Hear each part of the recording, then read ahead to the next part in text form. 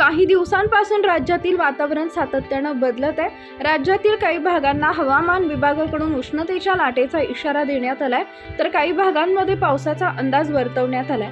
तर असं देखील काही भाग आहेत जिथं उष्णता आणि पाऊस सोबतच पाहायला मिळतोय। पुढील 2 दिवसांमध्ये कोकण पट्ट्यामध्ये भारतीय हवामान विभागाकडून उष्णतेच्या लाटेचा इशारा देण्यात आलाय।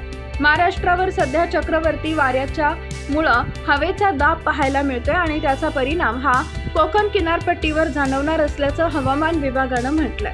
पुढील 2 दिवस कोकणात पाऊस आणि उष्णतेची लाट एकाच वेळी पाहायला मिळणार आहे। कोकणासह मुंबईत तापमानाचा पारा 41 अंश सेल्सिअसवर पोहोचलाय। पुढील 2 दिवस असंच वातावरण कायम राहणार आहे।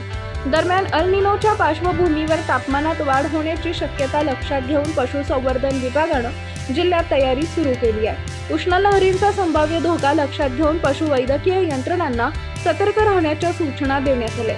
पशुसंवर्धन आयुक्तालयाच्या निर्देशानुसार जनजागृती मोहीम राबवण्यात येत असून पशुपालकांनी जनावरांच्या आरोग्याची विशेष काळजी घ्यावी असं आवाहनही करण्यात आले।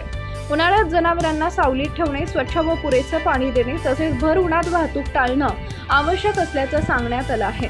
नागरिकांनी रस्त्यावरील पशुपक्ष्यांसाठी पिण्याच्या पाण्याची व्यवस्था करावी आणि मृत पशुधनाची विल्हेवाट शास्त्रोक्त पद्धतीने लावावी असंही प्रशासनानं स्पष्ट केलंय। कोणत्याही अडचणीसाठी स्थानिक पशुवैद्यकीय दवाखाना किंवा 1962 हेल्पलाईनचा लाभ घ्यावा असं आवाहन पशुसंवर्धन विभागाकडून करण्यात आलंय। जळगाव जिल्ह्यात उष्णतेची लाट आल्याचं पाहायला मिळतंय। जिल्ह्यात उन्हाचा पारा तब्बल 43 अंश सेल्सिअसवर पोहोचलाय।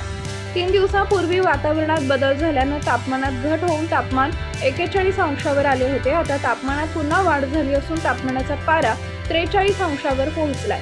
वाढत्या तापमानामुळे उकाड्यात मोठी वाढ झाली असून जळगावकर हैराण झाले आहेत। वाढत्या तापमानापासून खबरदारी घेण्याचं आवाहन जिल्हा प्रशासनाकडून करण्यात आलंय। नाशिक जिल्ह्यातल्या मालेगावमध्ये प्रचंड उष्णतेची लाट आल्याचं पाहायला मिळतंय।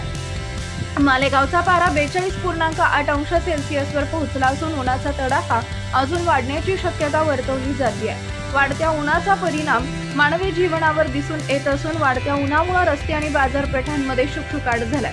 परिणामी दुपारी 12 ते 4 या वेळेत लोक अत्यावश्यक कामाशिवाय घराच्या बाहेर पडणं टाळतायत। वाढत्या तापमानाच्या पार्श्वभूमीवर प्रशासनाकडून अलर्ट जारी करण्यात आलाय। परभणीमध्ये तापमानाचा पारा 43 अंश सेल्सिअसवर पोहोचलाय। जिल्ह्यात उष्णतेची लाट आल्याचं पाहायला मिळतंय, मात्र याचा नागरिकांवर म्हणावा असा परिणाम झालेला नाही। रस्त्यावरची वर्दळ अजूनही कमी झालेली नाहीये। नागरिकांनी घराबाहेर पडू नये अशा सूचना आरोग्य विभागाकडून करण्यात आल्या।